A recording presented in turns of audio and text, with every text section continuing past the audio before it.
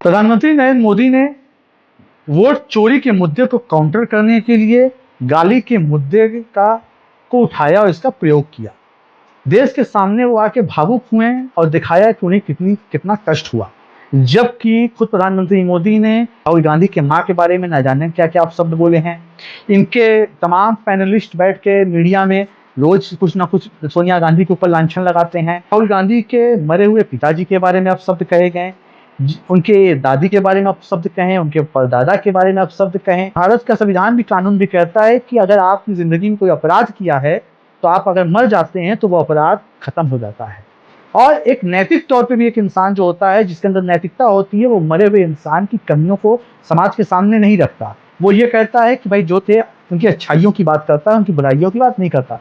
लेकिन नरेंद्र मोदी हमेशा अपने राजनीतिक फायदे के लिए हमेशा मरे हुए इंसानों के ऊपर भी आरोप प्रत्यारोप करते रहे हैं।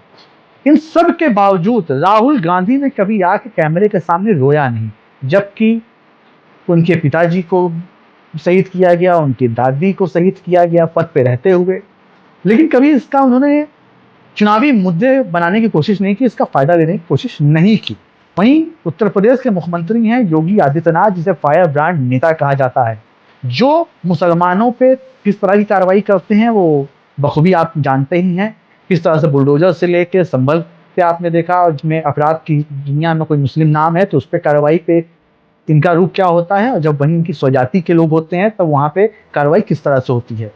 देश के प्रदेश के बड़े बड़े माफिया आज जो इनकी स्वजाति के हैं वो मौज काट रहे हैं, और जितने हैं पिछड़े हैं, दलित हैं या मुसलमान हैं, उनको नस्ल नाबूद करने की प्रक्रिया चल रही है।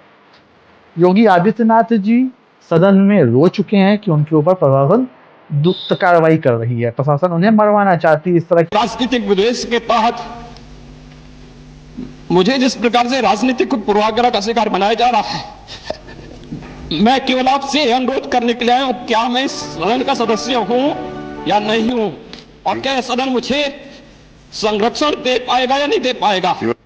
जो आप ये समझाना चाहते हो कि ये लोग बड़े ताकतवर लोग हैं, ये सिर्फ और सिर्फ सत्ता के बल पर हैं। आप हमें बताइए कि उत्तर प्रदेश का कोई एक नेता हो, या उत्तर प्रदेश का मुसलमान हो, दलित हो या पिछड़ा हो, किसी ने आगे कैमरे के सामने रोया और ये कहा कि योगी आदित्यनाथ उन्हें मरवाना चाहते हैं। यही फर्क होता है तानाशाह में और एक नेता में, क्योंकि तानाशाह डरता है, वो हमेशा चुनाव हारने से डरता है, वो हमेशा संघर्ष करने से डरता है। लेकिन जो नेता होता है वो लड़ता है, वो मुद्दों की बात करता है, वो जनता की बात करता है।